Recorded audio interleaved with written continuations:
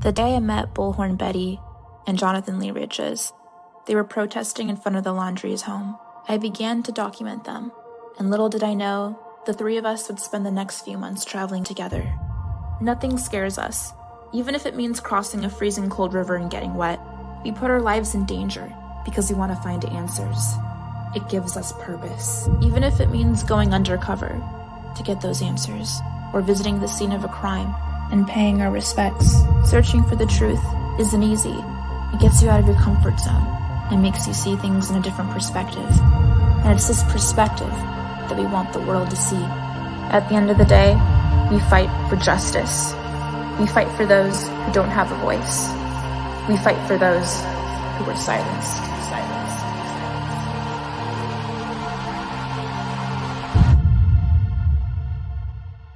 Our next case, we search for Paula Miranda. She was last seen swimming in this river. Here's our Paula's family. Found 2 footprints they believe belonged to her. She left her phone and keys in her car. Her sister tells us that's extremely unusual for her to do that. Stay tuned as we venture deep into Wekiwa Springs State Park to help find her.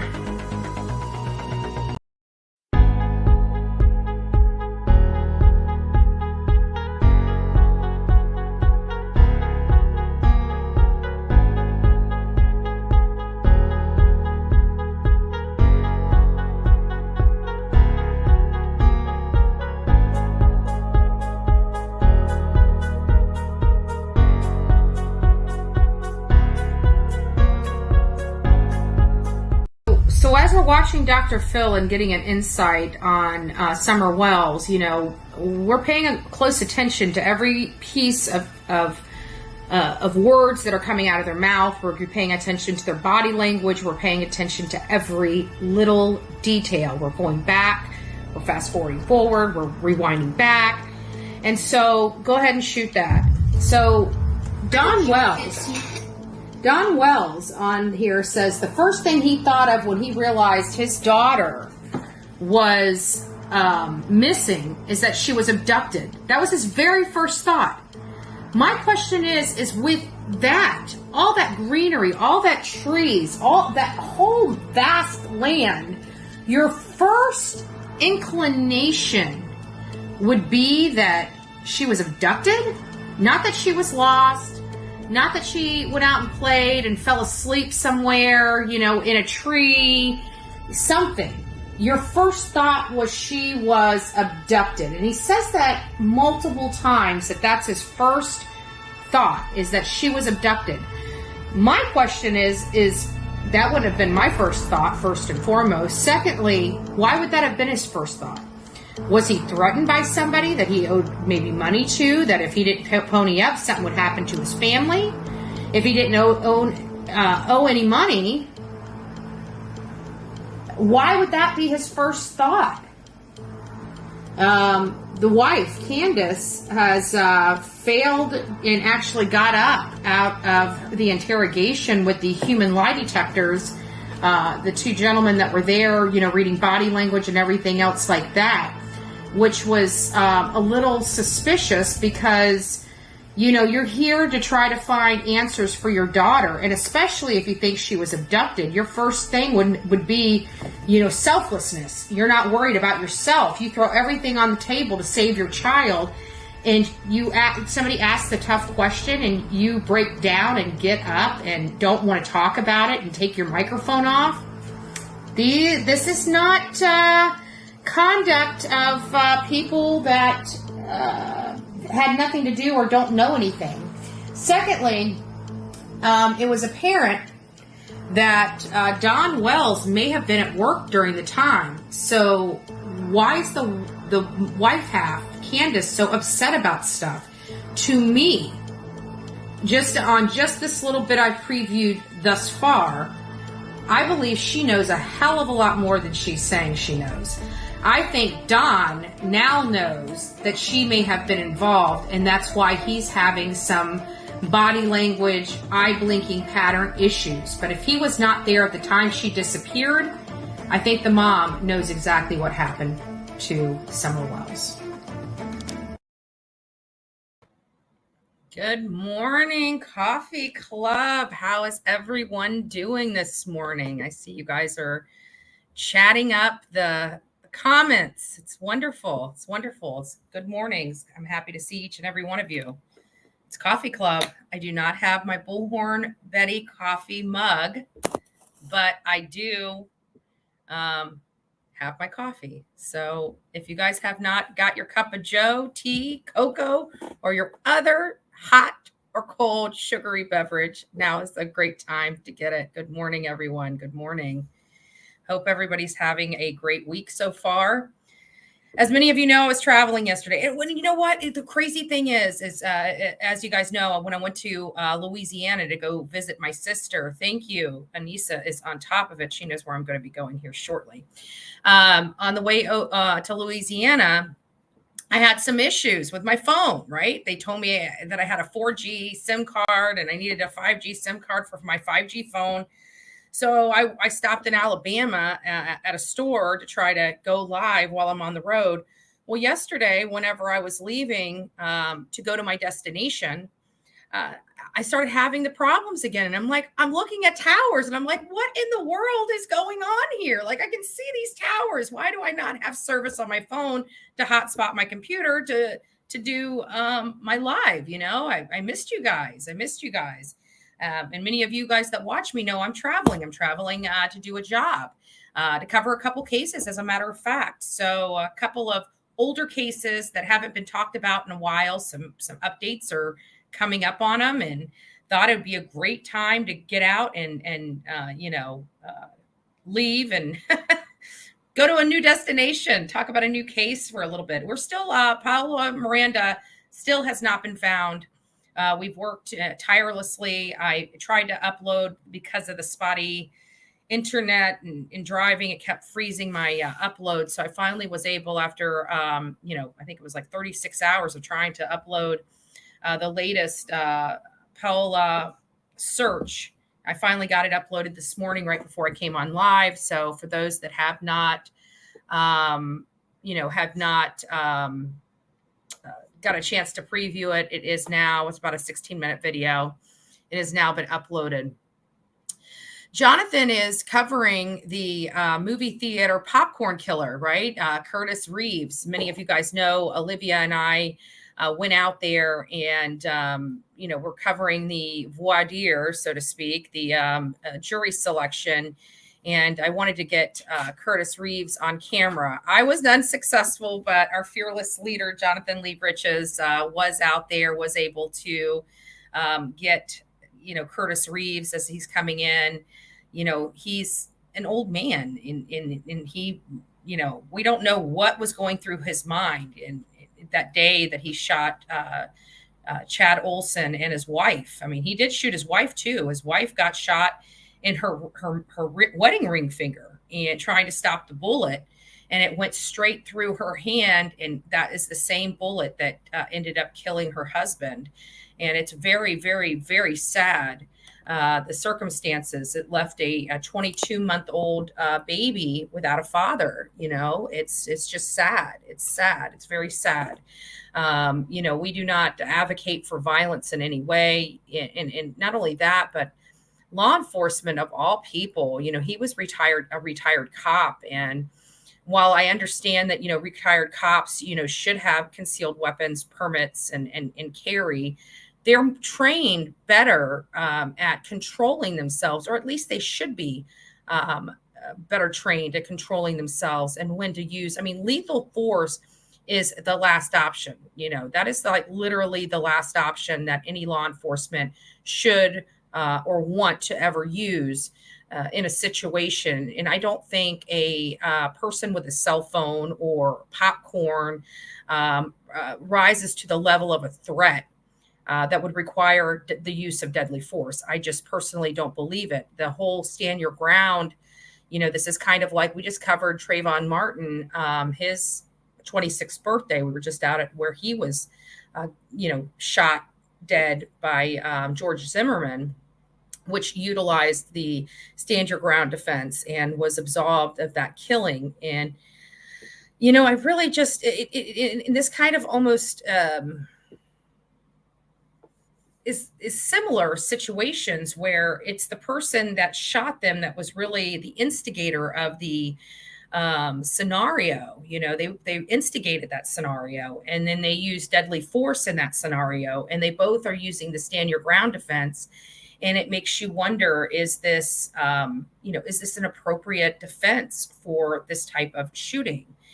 And I don't know. We know George Zimmerman went through due process, and jurors of his peers found him not guilty on the stand your ground defense. So I'm curious to see if that's going to be, and that's going to play out as well with Curtis Reeves. So Jonathan Lee Riches is covering that. He's posting some things on YouTube, but for those that aren't on his Twitter page, I recommend you going there, because he posted quite a bit over there on his Twitter feeds, his Twitter handle. He got permission from the courts to post in Twitter. So I don't know if he's going to be out there again today or not. I really don't know, but exactly, Mike. Popcorn does not kill. It doesn't. Good morning, everybody that's just joining in. Please don't forget to like, share, and subscribe this channel. If you guys enjoy what we do here in the morning, we try to keep it drama-free. I'm playing around with comment settings. So for those folks that are here that can't comment, I'm really sorry about that. You've got to come back tomorrow, and we talk about similar stuff. So if you didn't get an opportunity to answer, have your question saw or your statement made, you can come back tomorrow and have that done. Also, if you have any questions for me, you're more than welcome to use bullhornbetty@gmail.com. I do monitor it, not very often, not unless you choke, right? The popcorn. And even then, it's Heimlich maneuver, not a gun, right? Good morning, good morning, good morning. So yes, please go out here and like this program, like this particular segment. It's great. It's great. Good morning, everyone. So, as the intro said, we are still working our new cases, Powell and Miranda. We, as a team, have, we've agreed to take at least one new case every month. To showcase a new case. Powell and Miranda is one of the new cases that we are covering, that we will be documenting, that we also help with. We're not just covering cases. If there's somebody missing, we as a team go out there and actually try to help and search and, do our part to give back to the community and give back to the families. So that is really, us in a nutshell. We take on other, we discuss other stuff, like Jonathan there's nothing to really search. The case is already pretty much done and it's going to trial, Curtis Reeves. And so it's just monitoring the case after the fact as well. A lot of people know that I've got over 70,000 subscribers on TikTok, and I was posting some of the stuff that I covered when we were out there for Powell and Miranda. We stopped by the Pulse nightclub. We stopped by the place where Trayvon Martin was shot. A neighbor was gracious enough to let us inside the gates so we could go to the actual spot where he was gunned down. And then we also went over to Anthony Tott's house. He is the man that slaughtered his entire family, including the family dog. And, he's facing trial in April 4th. So I may go out there to, just to cover the voir dire or opening statements and stuff like that. There's a lot that's going into that. I'm very interested in that case. And as of this morning, I looked at it yesterday and it was up to like 90,000 some plus views. So I was out there yesterday. Let's see here. Got my TikTok. Turn the volume down. Let's see what I was up to. So we're just a little over 95,000 views. So obviously that is a popular case that people want to hear more about. So we might actually be covering that case here in April. We might be covering the trial of that here in April. Paola Miranda, people are very interested in that case. Many of you guys know one of our team members, Olivia, Chronicles of Olivia, has been really doing a great job on editing and getting videos out on TikTok about the case. And she has got, that this case had very little media attention. And through her great work, she's been able to get millions of people to view that case, literally millions of people. One of hers, let me see, where is it?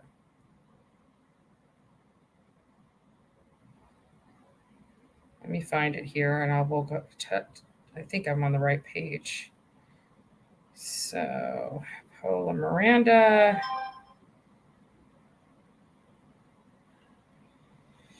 But anyways, the last time I had looked at it, it was over 12 million views. People had seen the case and over 12 million views. So she really brought a lot of great attention to that case. She also did me one dumpster diving. She put my dumpster dive. I sent that over to her and she put it up and it was a good video. Let me see if I can go in here and if I can see. Okay, so 13.7 million, my friend Jonathan, 13 million people have seen that. She's got one in here for 4.5 million. So we really do work very hard. A couple of 1-2 million views for Miranda, Paola Miranda. So she's really pushing to bring attention to that case. The weird thing about that particular case is that somebody a couple weeks later saw somebody matching Paola's description at a local convenience store, and she was being pushed into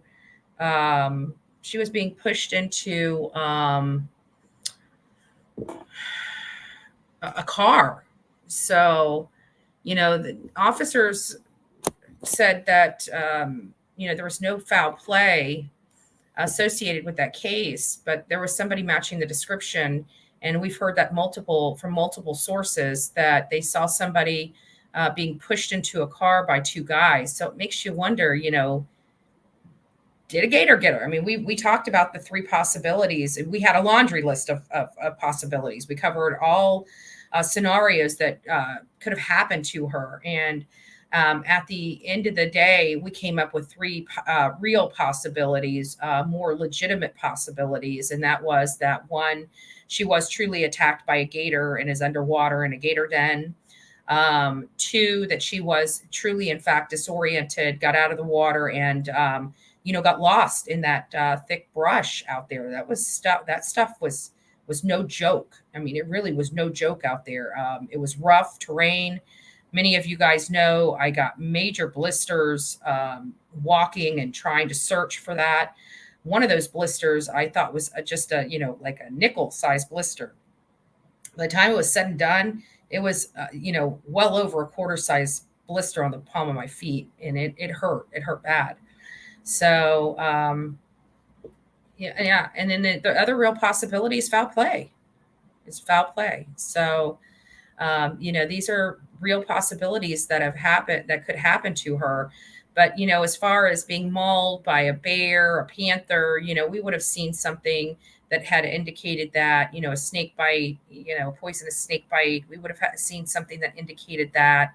I'm still curious as to whether she had the app for that location, because Wakiwa Springs, they actually have a trail map that you can download before you go out there. So you make sure you don't get lost and you can see all the trails out there. So I was curious because her family had indicated that she had not been in that particular reserve, whatever you want to call it, that they knew of. So how did she know where Otter Creek was or Otter campsite was?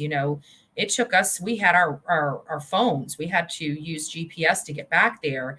So it's kind of odd that her phone would have been in her car when she had not, been in that area before. Not sure. And it makes you wonder. Yeah. Mike, you're making a lot of great points. People only assumed she was alone because when the videos were taken of her in the water, she was by herself. But who took the video? That person doesn't want to be, it wants to remain anonymous. And it's just, it's crazy. It's crazy. Thank you, Anissa. You're doing a great job. For those that want to support this channel, buy a product. Get your the best selling item is the coffee club, the black coffee club mug, the Bullhorn Betty coffee club mug. It's really a sleek design. People like it, and it's the top seller on the site. So if you don't already have yours, go and get it. Go and get it and enjoy coffee club with all of us. So.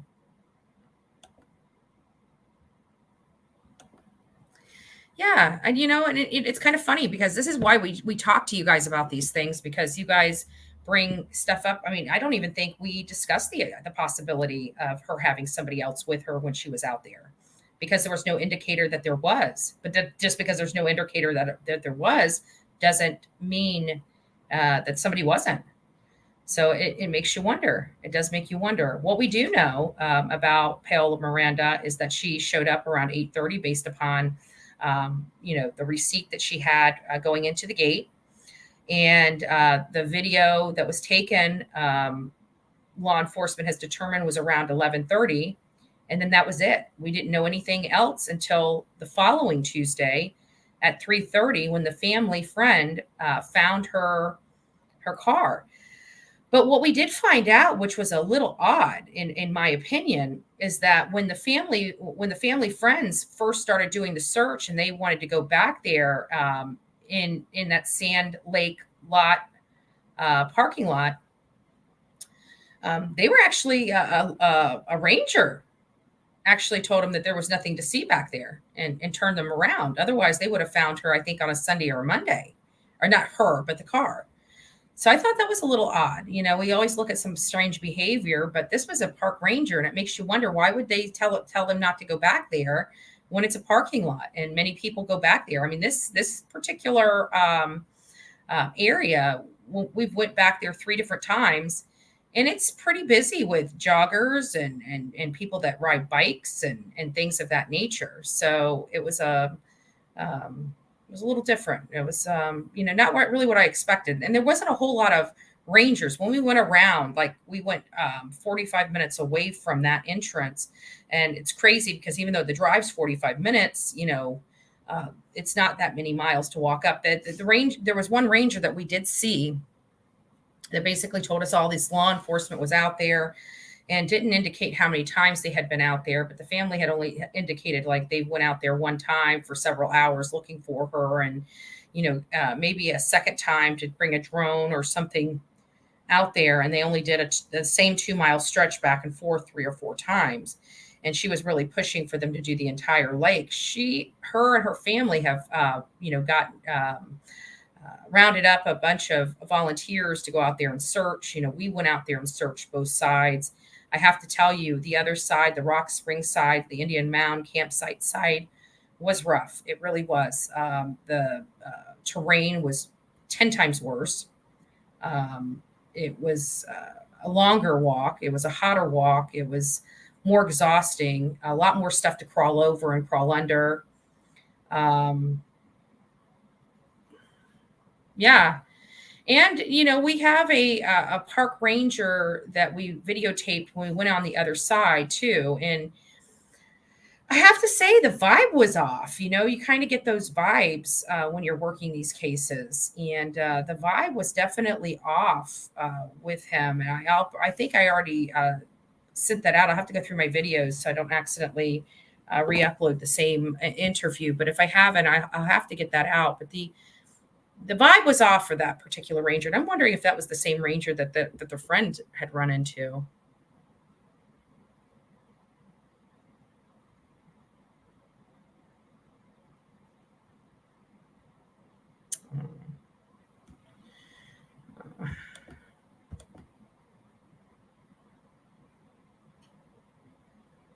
Oh, handsome fellow. Sorry to hear that, June. Let's see what we're doing here.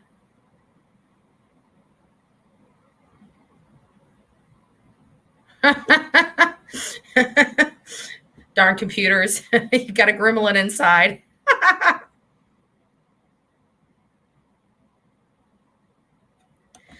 I'm pretty sure that they were. Maybe they didn't tell the family because they asked to remain anonymous. So, law enforcement had respected that. But I'm curious. I think everybody is a little curious related to that, what they did. Law enforcement, unfortunately, just they keep things to themselves. They keep things close to the chest. And they do that for good reason. They do that for good reason. But, being a citizen journalist, working with an investigative journalist, things of that nature, we have a little more liberty to ask questions and things like that. Law enforcement does not answer our questions. So it's not like, we can provide, it's a one-way street. So if we come across anything, we can provide that information to law enforcement, but law enforcement definitely does not reciprocate in the least. And, so we have to, have boots on the ground and go out and talk to people. I mean, that's the only way we're able to get information. I wish there was a hotline for people to call and say, hey, what's an update? There's not. We're at the same mercy as everybody else, unless law enforcement posts something on their TikTok or Facebook page. The only other option we have is pulling public records. And in some cases, those public records are sealed because there's an active investigation. So, that's why I always stress it's important to have boots on the ground in certain areas covering certain cases, because if you're not out there, talking to people, you're not getting an idea of what really truly happened, and law enforcement's not going to paint the picture for us. So, they're just not. No. Well, you know us. We're a team. So it was 4 of us out there. I got to tell you, we were a hot mess coming back. I got to say, we stopped like 2 times. It was rough. That last day, especially, was rough. The last day we were out there searching. I think everybody, we're a pretty fit team. Like, we do this a lot. We go out and search for hours and hours on end. We walk many miles when we're on these cases. Our bodies are used to this. Our bodies are used to 100-degree weather, being sunburnt and blistered, lips blistered. But it's another thing when you're having to walk 3 miles on blisters on the bottoms of your feet. I can tell you that. It kind of sucks a little bit. So, good morning. Good morning, everyone that's joining in. I am Team Summer. Good morning. Good morning. Good morning. So let's see what we got going on here. Yes, smash the like button. Smash the like button.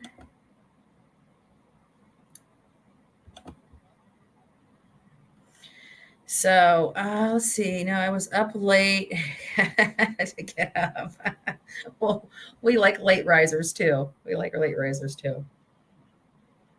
My poor mother, she likes to sleep in, and when she's on the road with me, it's you better go to sleep when I go to sleep, because I got up really early. I was in bed. What time did I go to sleep last night? 8 o'clock. I was in bed asleep. 8 o'clock. So I was going to come back on here live, but before I went to bed, and honestly, I was exhausted. The car ride, being at hours in the car. And I mean, I yawned literally. I drank, I don't even want to know how much sugar in my coffee and how many shots of espresso I put in there. And I'm still yawning the whole way up here. So it's like crazy. It's so crazy, but we're going to have some good content. Okay.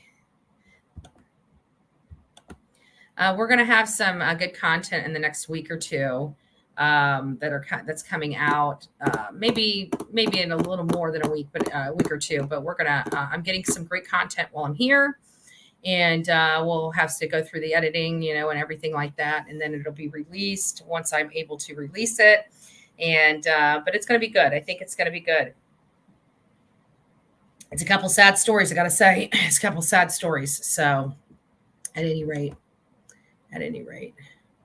thank you, Mike. You're so sweet.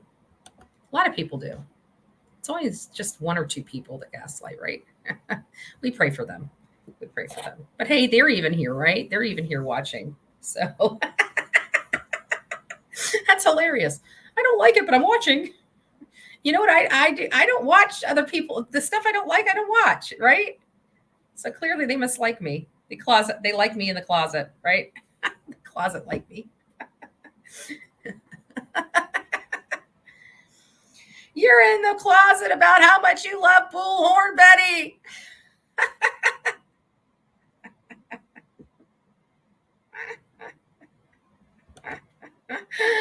Oh, that's hilarious. That's hilarious. We pray for you, Iris. I really do. I truly pray for you. I hope you find some internal happiness. I really do. I do. So, and think about it. They waited 72 hours to make that comment because they set the comments, I think 72 hours, 3 days before they can comment, right? It's so sad. Oh.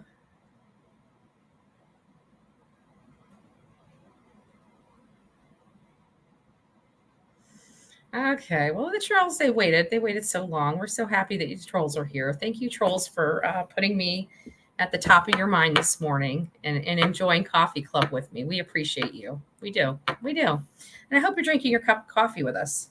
Enjoy. Might learn something. This is what drama free looks like. We're not a drama channel. I guess according to some people, that's all you're allowed to have on YouTube is drama channels. Well, we don't. We say no to drama, right? We say no to drama. So we thank you for supporting the channel. We do.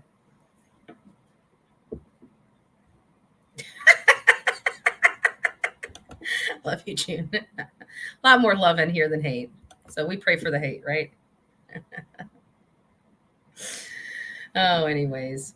So, Paola, she seemed like a very smart person, and it's not like these environments, she's not accustomed to. So the idea that she just walked into some woods and didn't know how to get out, or she kept going in and further and further and further and further. It just, people that are equipped, and are in these types of environments, they just don't do that. Like normal people won't get out of the water and think they're in one place and like, oh, this is not the place. They would turn right around and get back in the water and start going back the opposite direction. Just my opinion.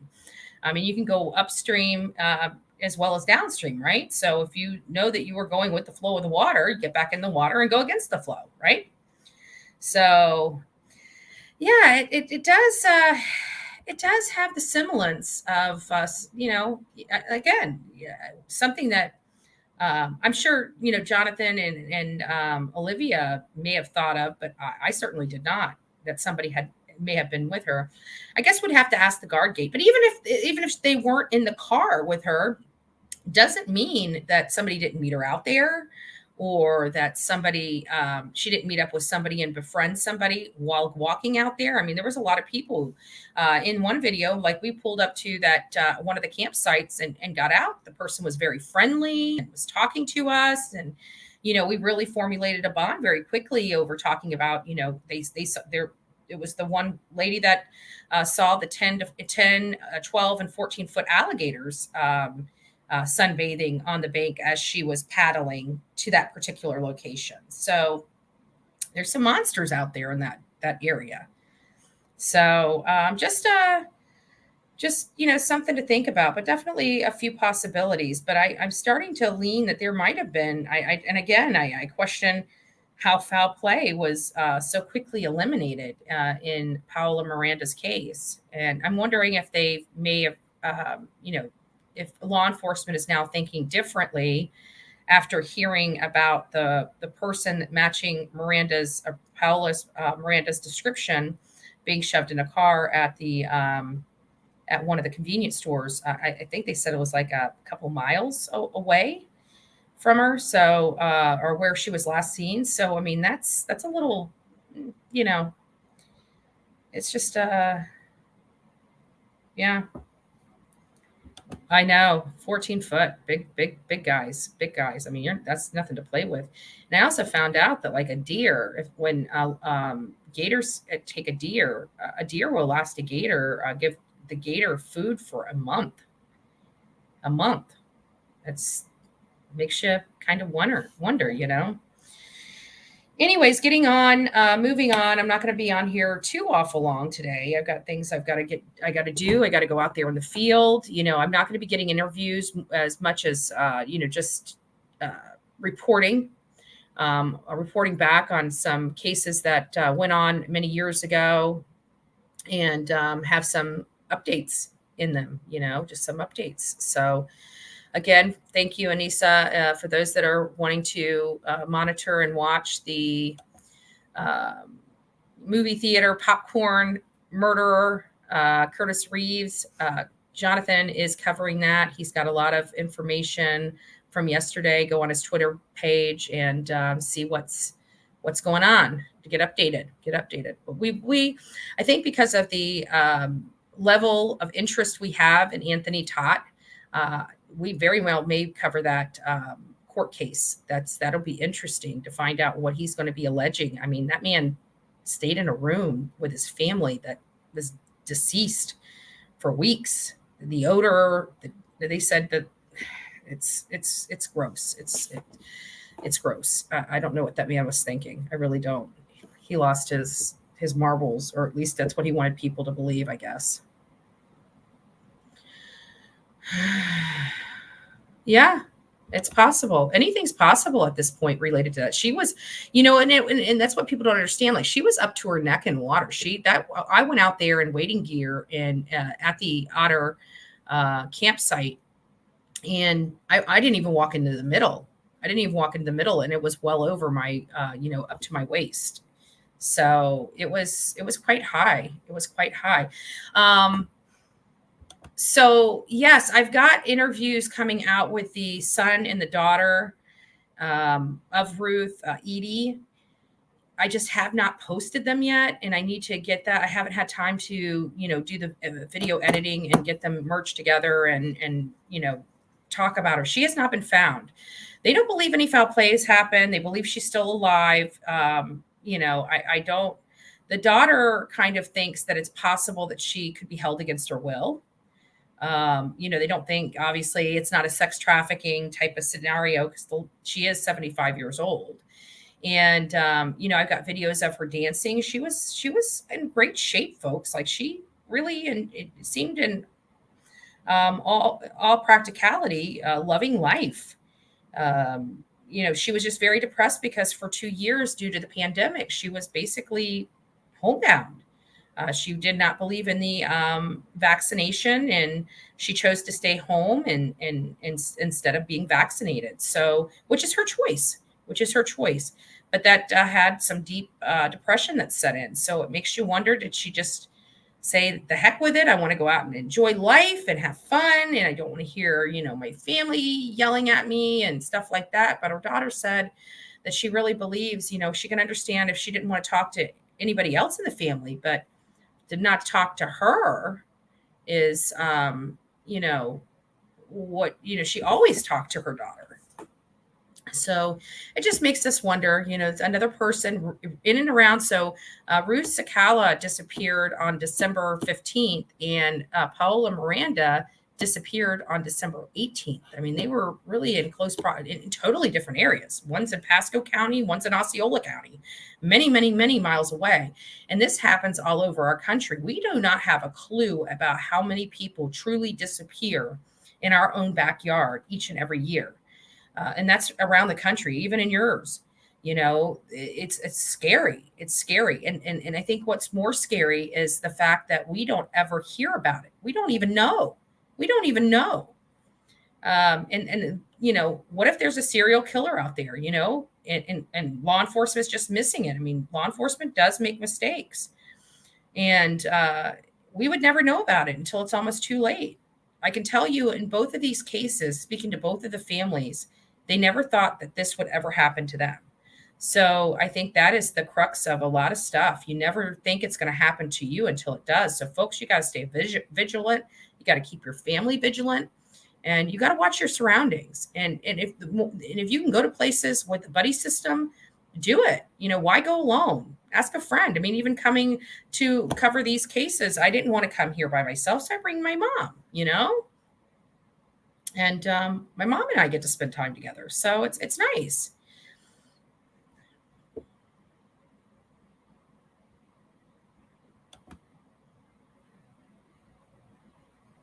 Possible. Absolutely possible.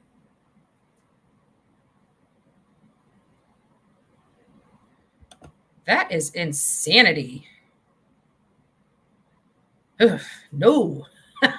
Well, we watched that 14-foot gator. Like I posted, I went on here and wanted to show people what a 14-foot gator was, right? And so I posted it, and people are like feet from it, laying on their bellies, taking photographs of this huge like dinosaur walking across. Are you kidding me? I'm not getting that close. People don't realize those suckers can run on land. Short distance, but they can run up to 40 miles an hour? 40 miles an hour. 40 miles an hour. You can get a no. Nope. I'm a Florida girl. We know about gators. You ain't catching me that close to anything. I see a gator. I'm getting a safe distance away. Telescopic lens, folks. For those people that want to take photos of alligators, it's called a telescopic lens. Invest in one. You will be thankful you did. Well, it's kind of crazy because that area, there is a portion of that area that has more gators in it than other areas. The area that she was at Otter Camp actually wasn't really as gator infested as many people would like to think. It's further down. It's about a mile or two down the river. But again, still in the river, still a body of water that these monsters swim in, right? That particular area, not so much, because there's a lot more people that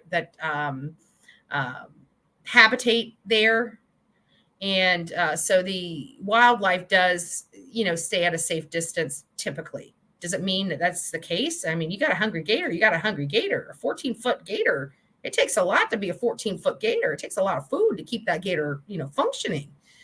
So, even in the Manatee River, when we go to the Manatee River and we kayak and stuff like that, we don't get in the water. We don't go swimming in that water. I mean, if we fall out of the canoe or off our kayak, guess what? We get our butts back in it as quickly as possible. We don't play. When we go to certain destinations and, we're out of our boats. I mean, it takes a split second. That's really it. But we're out of our boats and pulling them up on land, and then pushing it back on land and getting back in them. But, we're not submerged in the water. We're not playing in the water. We're, if we want to cool off, we grab the water and pull it up to us. We don't go into the water, if that makes sense. But the particular area, I can tell you that the whole time we were out there, the miles and miles that we covered, up along the basin and around the area where her picture was taken, our team personally did not see one alligator, not one sunbathing, nothing. We only saw, I honestly believe it was a gray hair fox, but I only saw the back leg of it. And the reason why I say that is because the leg was too small it was almost gray. So the leg was too small to be a raccoon. The leg was too large to be a raccoon. The leg was too large to be a rabbit. And obviously too small to be a coyote or, something of that nature. And so the hair on it is what makes me think it was a gray hair fox that I saw the back leg of and the tail of. It would make sense for it to be a gray hair fox. But again, didn't see it, just assuming. It's just my assumption and my opinion based on past experiences. That's all I'm going to say. So. Oh, good. Thank you. Thank you. Thank you.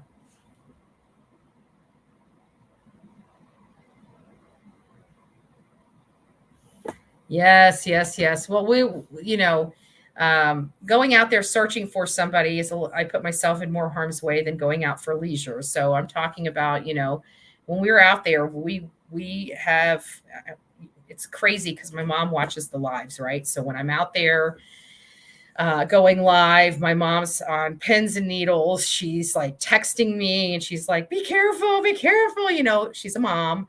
I sometimes have to tune her out because, hearing her anxiety in those texts almost give me anxiety. So when I'm out there in the field, I almost have to tune my mom out because I got to stay focused on the mission. I can't think of my personal health. We're out there looking for somebody else's family member. And I just have to have my mindset for the mission, for, focused on the mission, not focused on whether I'm coming out of it or not. Thank God so far with everything that we've done, we've been okay. We've been unscathed, but you play with fire, too much. At one point you will get burned. Right. And so, we are prepared for that. We try to make provisions and try to strategize and try to keep ourselves as safe as possible while we're doing unsafe things. Right. That makes sense. But I have to say, we do like helping. We like to help people. We like to, if we can do anything, we'll go out and do whatever we can. We do. Good morning. Good morning. Good morning, everyone. Yeah. Yeah.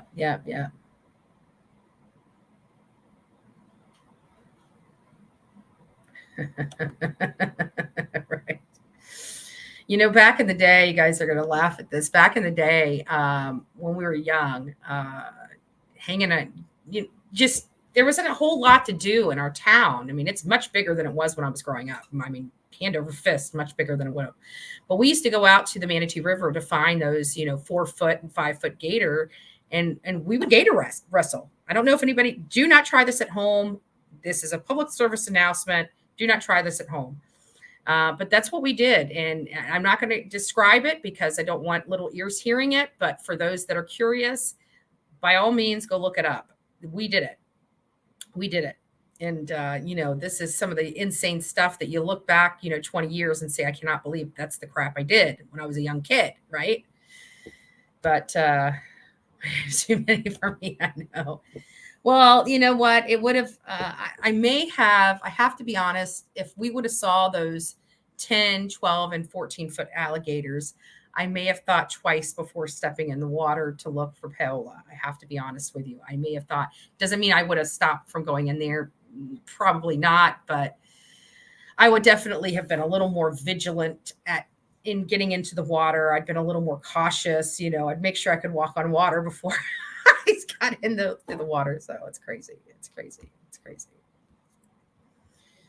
All right, let's just see. Good morning, everyone. Good morning, Red. Good morning. Good morning. Good morning. Right. Sometimes I wonder if I'm one of those swamp people, right? So, all right. So that's kind of covering, Paul and Miranda. So getting back, and this is a conversation that I had, I was trying to have yesterday when I was having all the technical issues. I'm hoping, everybody pray, all the technical issues. I spent like an hour on the phone with Verizon saying, hey, you know what? The SIM card, they had to reset my network. They had to reset this. They had to reset that. So it appeared the rest of the way up here, I did not drop service at all. So, I mean, if it dropped for like just a little, normal travel dropping of service, but when we started out yesterday, it literally dropped for like 10, 20 minutes. And they're like, yeah, that should never happen. It should only be at the most, a minute, 2 minutes, the longest, right? It wasn't. But the rest of the way here, I had service. So hopefully, knock on wood, I have resolved the issue of when I travel and not being able to go live. So what we were trying to talk about is, obviously our children are being failed by the system. Not all of them, but the ones that are being failed horribly. There's not a whole lot of legislation or push for legislation for them to have like a national child abuse registry, a database for, primarily communication between states. And we talked about this long before Serenity McKinney came to light.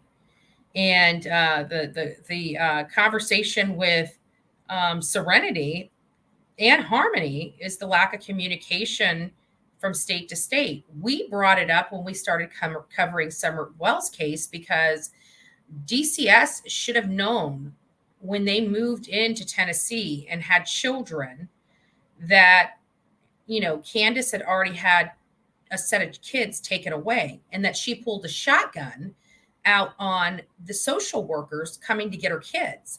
She never fought to get those kids back. And then many years later decides to say, oh, well, my husband was violent and he was very abusive and got me addicted to drugs. She was 19, he was 40. Is that possible? Yeah. There was violence in the home on both sides. Does it mean that Candace in that relationship wasn't a victim? Of course not. There is a lot that could have gone on that did change her for the rest of her life. She was so young at the time. But there was a time and a place where she left him, obviously. Why did she never try to get her children back? Why did she never try to get her life back on the right track? So I was watching Michelle After Dark. I know a lot of people watch her as well and really do enjoy her show. I like her. I really do. I love her differing of opinion. Her and I don't agree 100% on 100% of the things. That's, impossible, but I do like her. I like her show. I like what she discusses. I like how much information she's able to garner from being overseas. I mean, she's really good at what she does. So I really have a lot of respect for her. And she was going through Candace yesterday. My mom and I were listening to her on the way up to where we were going. And one of the things that she was talking about is Candace and Candace's life and Grandis and things of that nature. And I had no idea that Grandis left her daughters to go run off with a man. And, it's funny because I said early on that, I have a funny feeling this is the way that Candace was raised, that she's doing. I talk about the cycle. You have to break the cycle. If you want the cycle broken, you have to break it. And it's nuts because I kind of pegged that there was a lot of family trauma in Candace's life. And it makes you wonder, was Candace, Candace was Candace Bly, we all know is not a very smart woman. She was, on the, slow learning disability, like SLD, like the short bus, and it makes you wonder, did she have some kind of fetal alcohol issues because she, her mom was drinking and using when she was born. So there's a lot of things that go into this, especially with Candace. A lot of stuff that doesn't meet the eye, but I kind of pegged that she had a issue, growing up. She had issues. And they said that the father, I know, that is true. Hold on, let me see something here. Sorry. Yeah, okay, that's the person. Yeah, that's just a little too close for me. No, thank you. No, thank you. I am not kissing a gator. Sorry. I got enough scars. Don't need to be missing a head. They are such beautiful names. You are very true. They are beautiful names. And they have similar stories. They're in different areas, but golly. And they're not identical. Even the stories are not identical, but they have a lot of similarities, folks.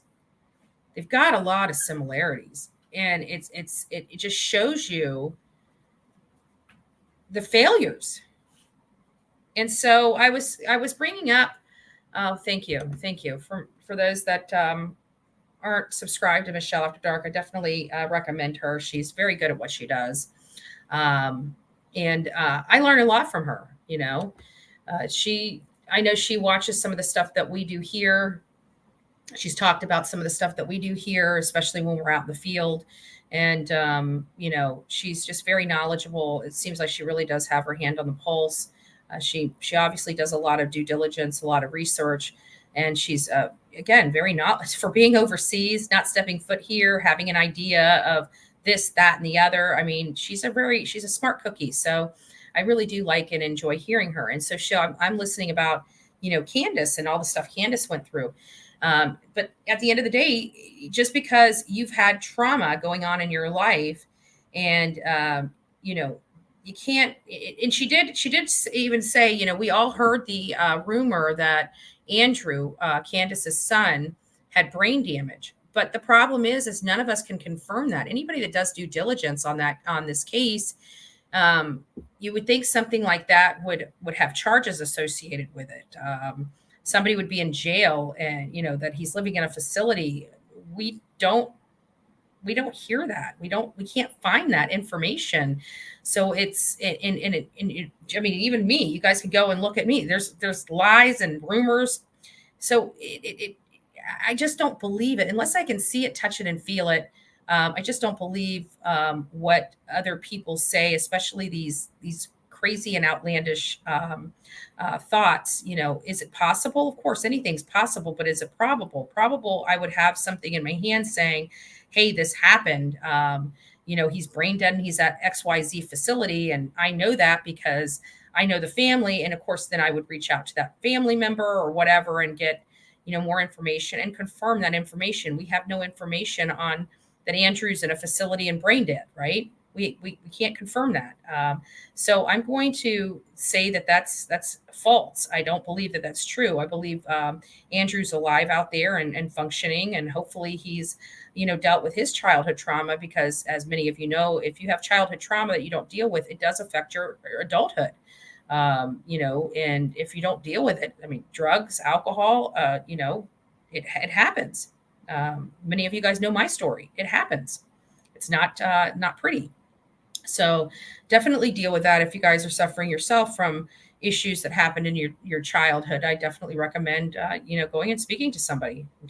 Go and speak to a professional. Trust me.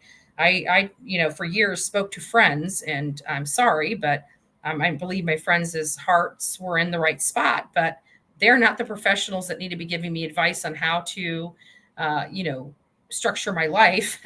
You go to a professional that has a structured life. That's who you want to get your advice from. Just my opinion. Good morning, everybody that's just tuning in. Good morning. Good morning. Yes. And they have got to have some kind of, and it's our responsibility as citizens in our states to get involved with this type of messaging. We need to start reaching out. And that's what I was going to say yesterday. And I kept getting, my reception sucked. So everybody, you guys know what state you're in. Hey, Karen, everybody knows what state you guys are in. So if you're in, like, I'm in Florida, we got people in Georgia. We got people just about in every state that watches this show, this channel, right? So if we can get a list of politicians, state or U.S. politicians, so not your state, like the way, just for people, not everybody understands how politics work. So in your state, you have state senators and state House of Representatives. And then you also vote in for the U.S. Senate and the U.S. House, right? You need the U.S. Senate and the U.S. House. Those are the people that we need to focus on and get there. And the governors, right? We need the governors, because governors have a lot of pull too. So we need to find out who the U.S. state House of Representative folks are in each state, who the U.S. state senators are, and who are the governors of each state. And we need to have their Twitter handles and their email addresses and their telephone numbers, right? I need to find a way for you guys to send that to me, because we need to compile a list. If we really, coming on here and talking about this, these cases, don't it does help bring awareness to them. But if we're seeing an issue and don't act on the issue that we're seeing, what good are we really doing? So we see this major glaring issue here.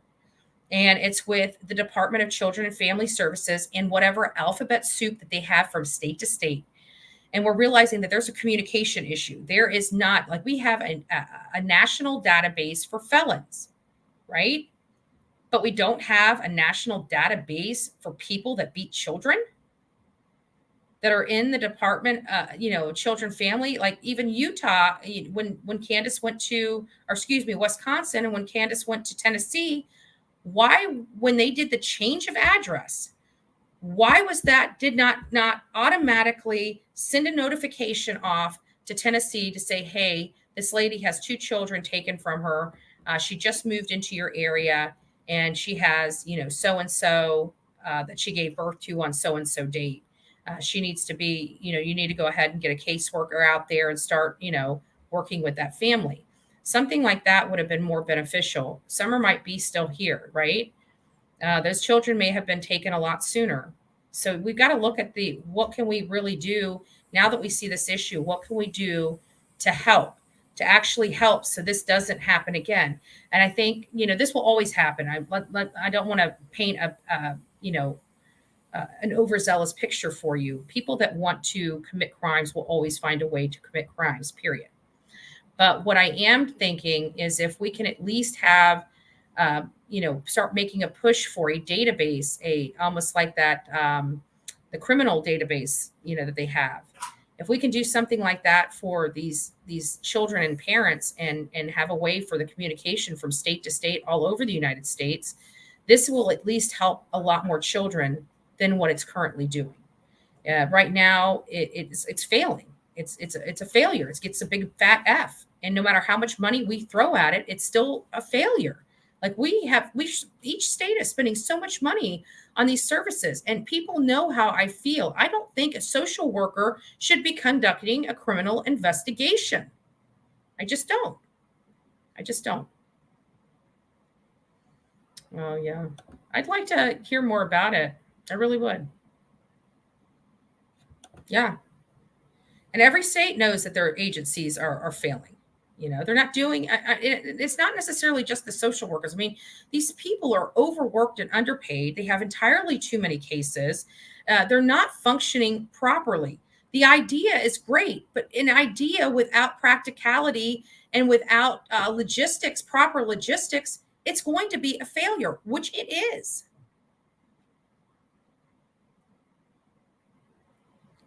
Is that what it is? Yeah. She's good. I like her. I definitely like her. Oh, good. Good morning, New York. New York City. Wow.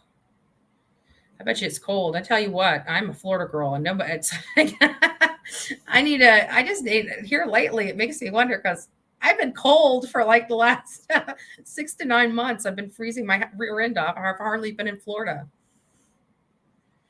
Hardly been in my home. Oh, that's another story.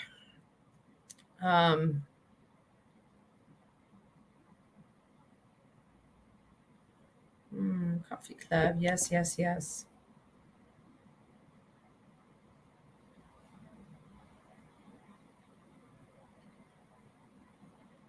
Yeah. Yep. It is. Thank you.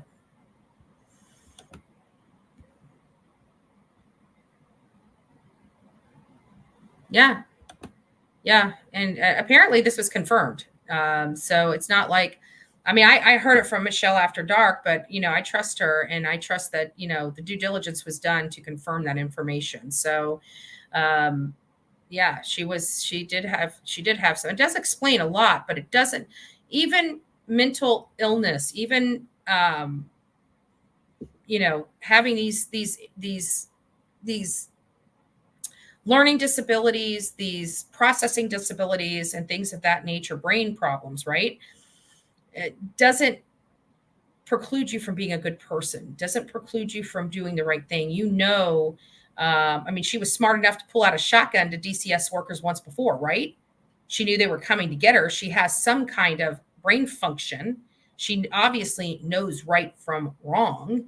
So it's to what degree, and she knows how to clean a home. She knows, you don't, these children should have been taken from her custody and care a lot longer. She can comprehend on how to hang drywall, which is very complicated to do. She can run, mud. She can tape. She can use that. That takes knowledge and using your brain to do. Trust me, I used to do it. So it is quite difficult. The process is keeping them down, mixing mud, knowing how much water to add to your mud, knowing, you learn this. That means she can retain knowledge. So this idea that she's completely incapacitated of conscious thought is inaccurate. She knows what she's doing. She can think, is what I'm saying. Is it slow? Maybe, but she can think. She knows right from wrong. And what she was doing and what the lifestyle she was having her children live, she knew was wrong. I think that if we remember Dudley's interview, he discussed, and I'll have to, you know what, I didn't even record that day. I got to get that recording from my peeps. But she knew, what was it? Oh, I think Don, Dudley was talking about the day before he got fired, or the day of that he got fired. Don was just kind of slouched, and he was in a tub in one of the houses that they were working on, and he was just like bummed. He said, basically described, it was an emotional wreck, and that's why he thought maybe something had happened to Summer the day before Summer went missing. And it wasn't, so I think it was because he knew DCS had already reached out to them. He knew that they were coming. He knew that as soon as they saw the property, saw their living conditions, that those children were going to be taken out of his custody. I think he kind of knew that. I think that's why he was in such the mood that he was in that day. I think maybe he chose to get rid of Dudley that day because of the information Dudley may have shared or would have shared with the DCS workers. Who knows? That's all up for speculation, and that is just my opinion.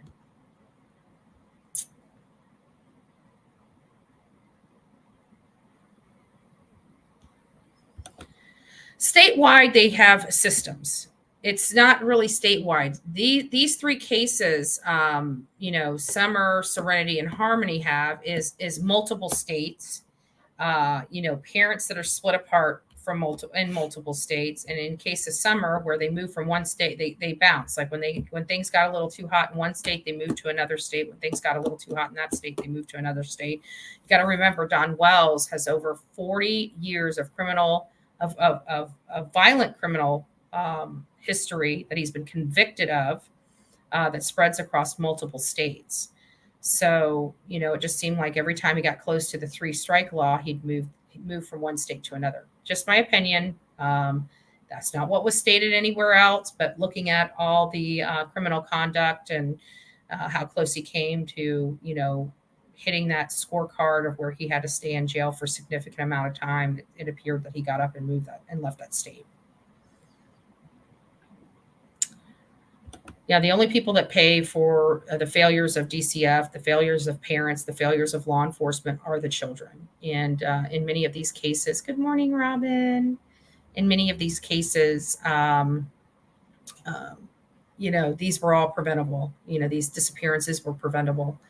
And we need to showcase that, because I think the more we bring a light to these children and these children's stories, the more exposure they get, the more we can get politics. At the end of the day, some bureaucrat just can't say, hey, we need this system that monitors these parents that are in the system from state to state, a national database. A bureaucrat can't just say, hey, we need this and build it and send it. This all has to go through legislation. This all has to be, it's crazy. You can't take it. When the government is involved, you can't just make policy. It has to go through all the bureaucratic red tape. It's got to go through all the votes of the states. It's got to go through all the votes of the U.S. Senate, all the votes of the U.S. House. It's insane.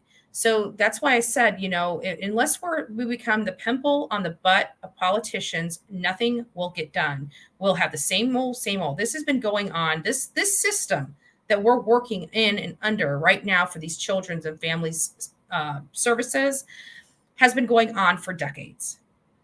Okay. It was failing then. It's failing now. It's time for real solutions. It's time for real changes. Is this going to fix all the problems, having a national registry or database for these parents? No, it's not. But it's a step in the right direction, in my opinion. It's a step in the right direction. And I think that we, as a community that uses the social media platforms to get our messaging out, this needs to be the bigger message. It's not just about covering these children and what happened to them. It's about providing real solutions so we can cover less of these children, right? That's what it comes down to. And yep. Whew. Ooh, 12 degrees in New York, 14 in Michigan. My goodness, you're making me freeze. You're making me freeze in my warm 67-degree room. It's cold out there. It's cold out there.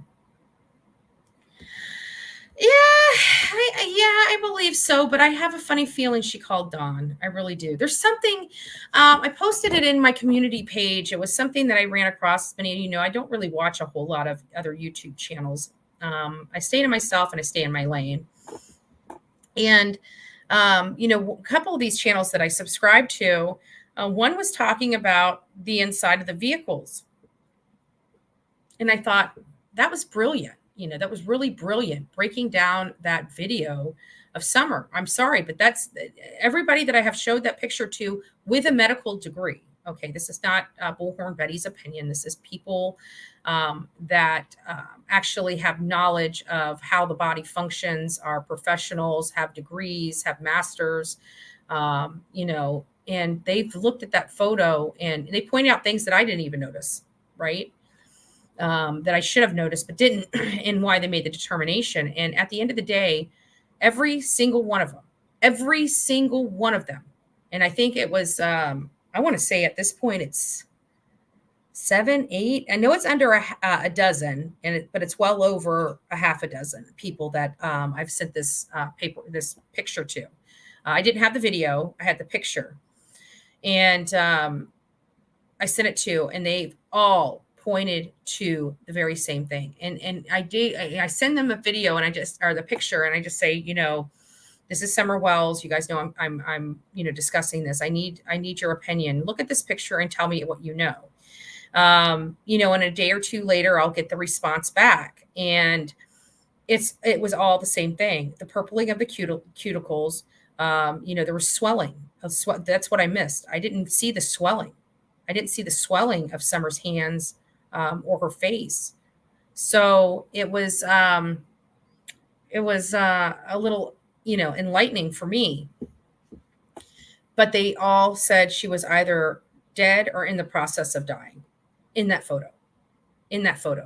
So Candace and Grandis have a video. And if you hear, and another thing I didn't hear, my mom pointed out to me how Candace Bly must have known something was wrong with her, because she even said in that video, is her arm still up? Why are you so concerned as to whether her arm is up? People put arms above the head when somebody has hard time breathing, right? When you have a hard time breathing, you're choking on something, put your hands in the air, pat you on the back. So it makes you wonder. Obviously Candace in that video, when you watch the video, I only had the picture for the longest time, right? But when you watch that video and you start hearing these things, you're realizing they even know something's wrong with Summer. So if we're determining that with that video, you're going to tell me law enforcement's not making that connection?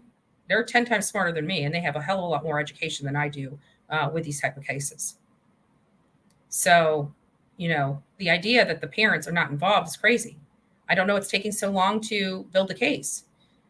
Me personally would be charging them with unrelated matters. just to get them behind bars so they're not being able to live life when they're responsible for a 5-year-old's disappearance. And I believe that once this is all said and done, we're going to find out it was due to Candace's neglect that resulted in the loss of life for Summer.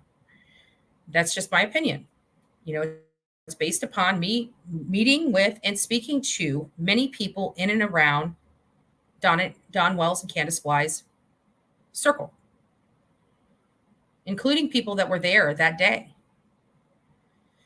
So it's nuts. But getting back to that, when we did see the video, somebody broke down the interior of that vehicle. Brilliant, huh?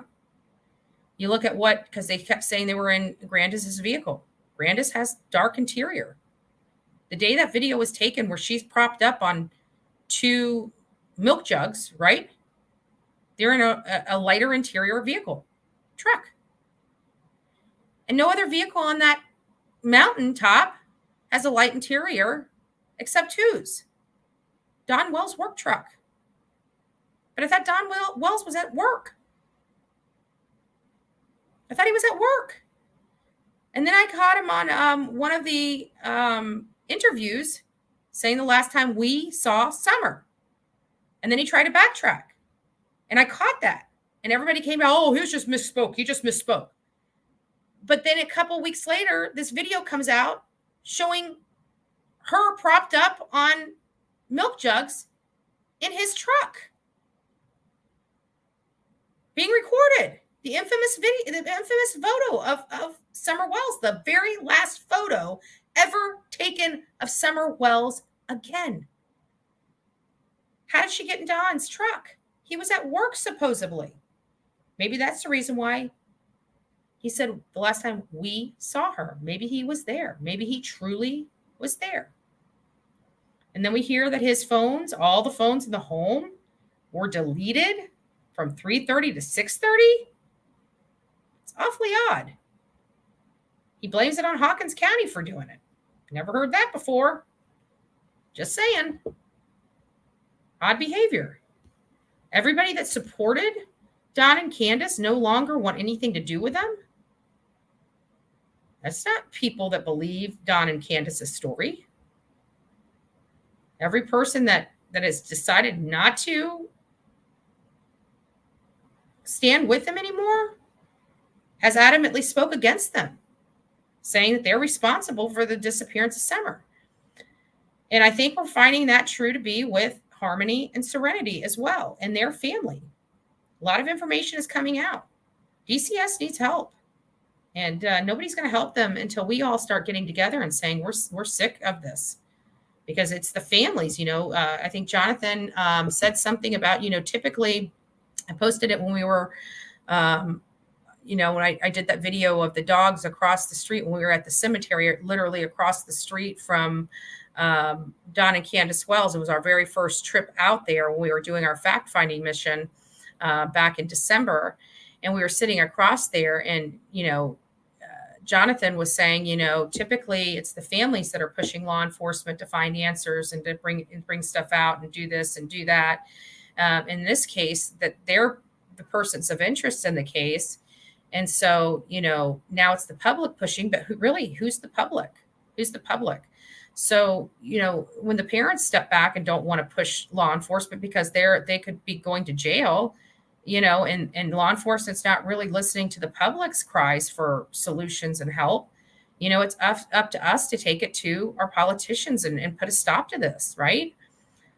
Instead of making, I just want to say this again, instead of making protest bills, maybe our politicians need to be focused more on making something that makes a difference for the children in this country, like a national database for parents that abuse their children and a better communication network for social workers from state to state.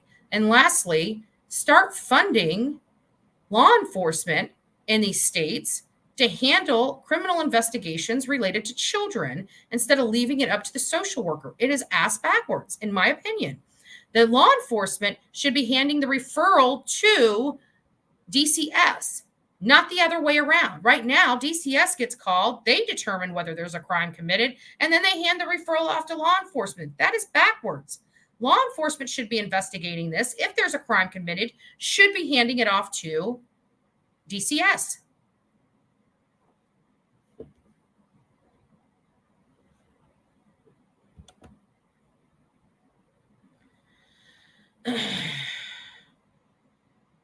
So, yeah, absolutely. Agreed. Absolutely agreed.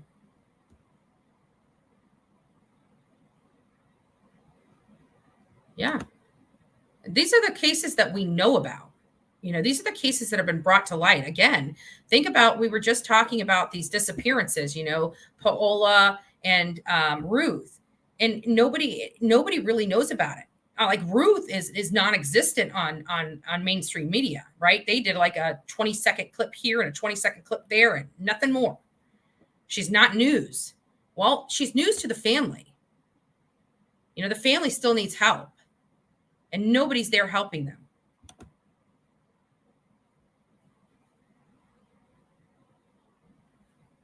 Yeah. Whew. Whew. That's cold. That's cold. That's really cold.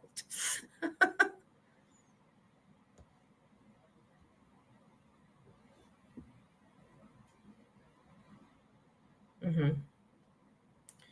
And people are, that's another thing is I'm wondering, is what's Candace doing now? I mean, we're waking up this morning with our freedom. Guess what? Don Wells is sitting behind bars in isolation.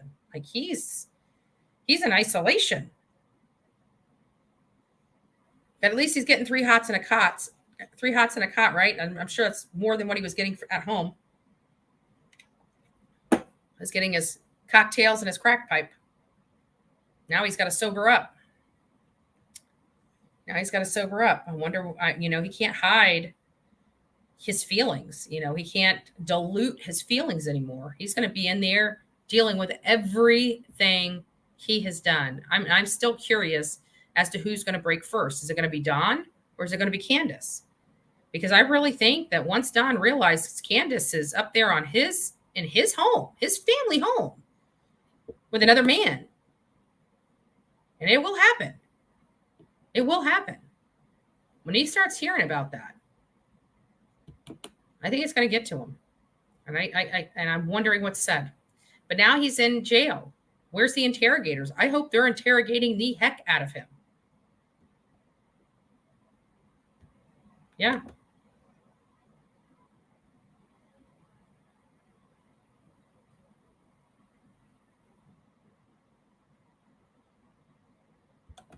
I'm sure she could have gotten 1,000 photos any other time. Why that day? Does not make sense. These stories do not make sense when you put the pieces together. They just don't.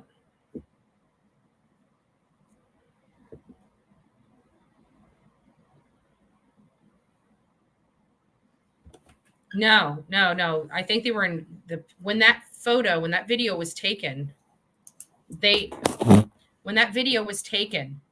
it was taken in a different truck.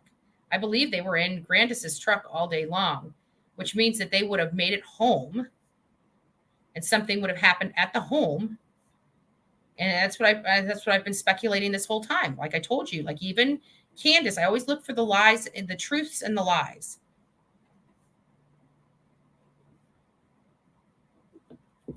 My mom has a question. It does make sense when she knew it was going to be her last day alive. There you have it, folks. Don't mess with mama. Yeah, thank you. So I'm sorry, but there's just a lot of stuff. What punishment could Candace get if there was an accident? Well, it's because it was negligence. It was negligence. And the laws in Tennessee make negligence and a death from negligence at the hands of the parents a felony. She would have gotten a lot of years in jail. Just like Don, if he was responsible after the fact, is toast. He's already had, I believe, 3 felonies in that state. If I'm correct, I got to go back and look. But I mean, you're looking at 20 years in jail. I mean, it's huge. Their laws for child abuse in Tennessee and child neglect are huge, and they carry a lot of weight and a lot of punishment. So even if it was an accident, the issue is it was an accident because of negligence. So her daughter met her demise because of her negligence. Because of that negligence, and the child was injured gravely, you're looking at significant time. That's based upon what I've been able to read. So I think that's the reason why she freaked and wanted to play this "she was taken" card. Because if they're playing this out, they don't want to be held accountable for their actions. Don knew early on, many years ago, that if anything happened to Summer, it was going to be at the hands of Candace. And sure enough, he's right. I don't know why. Was he there? He's a criminal. Criminals do what criminals do. They think of ways to absolve themselves of responsibility. But I can tell you, he has grieved. I think he's grieved because what he had to do. His daughter was already gone.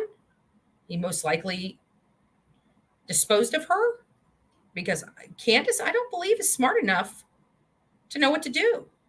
I think that scream Jody Sue heard was Candace when she realized Summer wasn't going to make it. I truly believe that. And as you know, that was at 4:45. You hear Candace saying that if your child was missing on a 11-acre mountain, why are you driving like a bat out of hell off the mountain? That's her words. To go search for a child that's missing on a mountain. Doesn't make sense. Doesn't make sense. Good morning, Ronnie. Good morning.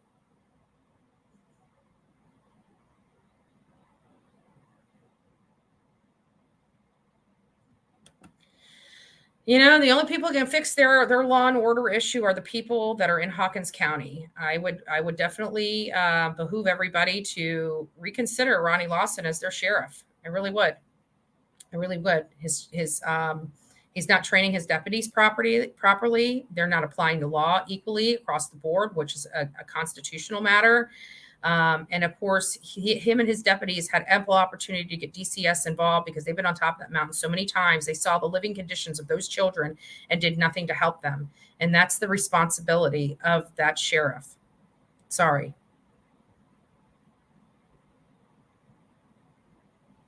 Yeah.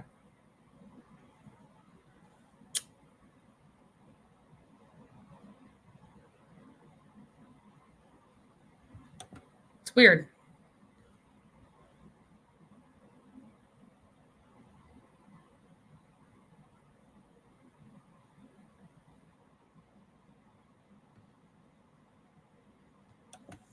It's possible. Anything's possible. Yeah. There you go. Thank you, Anissa. Always on top of it. Not with the video. Go to my community page, Robin. I've got it posted. I think it was something, I can't remember what I said on it. But yeah, there was something there. They broke it down. They showed the interior of Brandis's truck and the interior of the vehicle that she was in. And it appears to have been Don's work truck that they were in when that video was taken. Now, obviously I wasn't there at the time, so we're going, I mean, I have no way of confirming it, but it was a pretty enlightening video. So much so that I posted it on my community tab. Hey, Jackie, hope all is well with you. Hope all is well with you.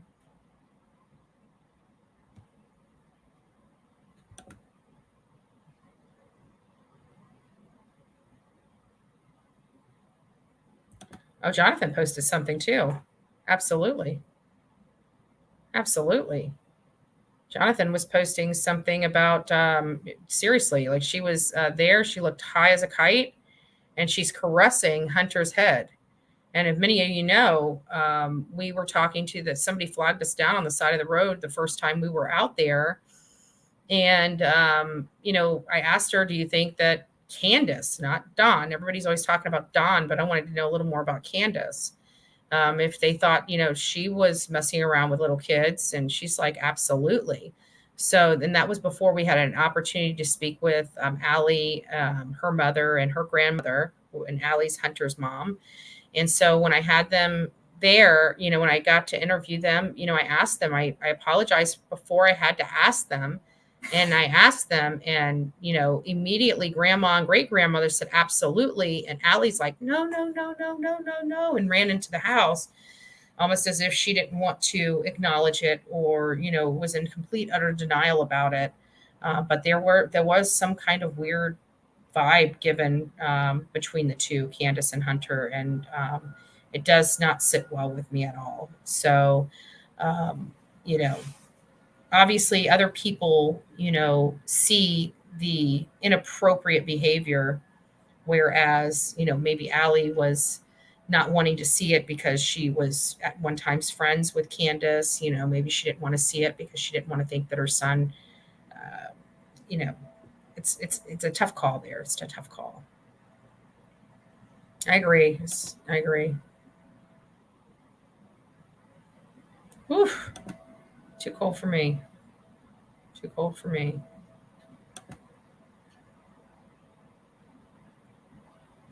Yeah, absolutely.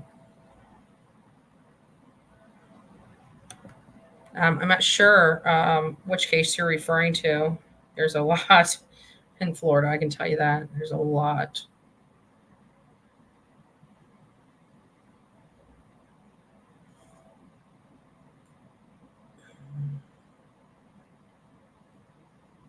Yeah, I do too. I do too.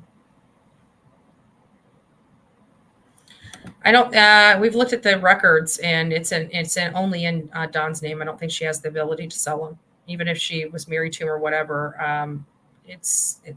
That'll be. She can't do it without him. I can tell you that.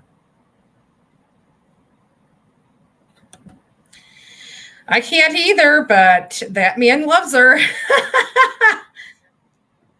And he even acknowledges that she does not take baths for days on the telephone while we're. Oh my gosh! Can you imagine?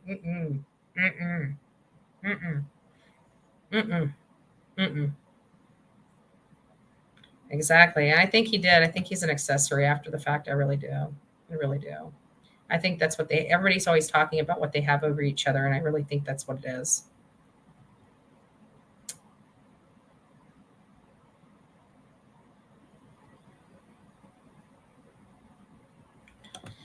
We don't know why he's there. Is it for his own safety? Is it for punishment? Is it because they don't, want him out in the general population because of his status? From what I hear, people that are accused of doing anything with children are an easy target. So we don't know really what's going on, but hopefully, he has to be there. Hopefully they're doing, law enforcement is doing it for his own safety, but who knows? I did hear that the commissary that everybody was trying to raise, the jail put a stop to it. I don't even know how accurate that is or not. I don't even know how accurate that is, but that's what I heard.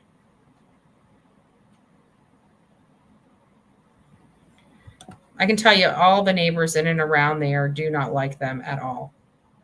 Like, I have not found one person outside of, somebody like Robin Lane, a churchgoer, and a real, just wants to help, and seems like in all practicality a very nice lady. Outside of her, I really don't see anybody that cares for them. I have not found anybody that has one nice word to say about them, except sympathizers that don't even really know them. But anybody that has known them, anybody that lives around them, I have yet to find one person that has one nice thing to say about them. Everybody, that knows knows them and knows their past, knows that they were involved. So,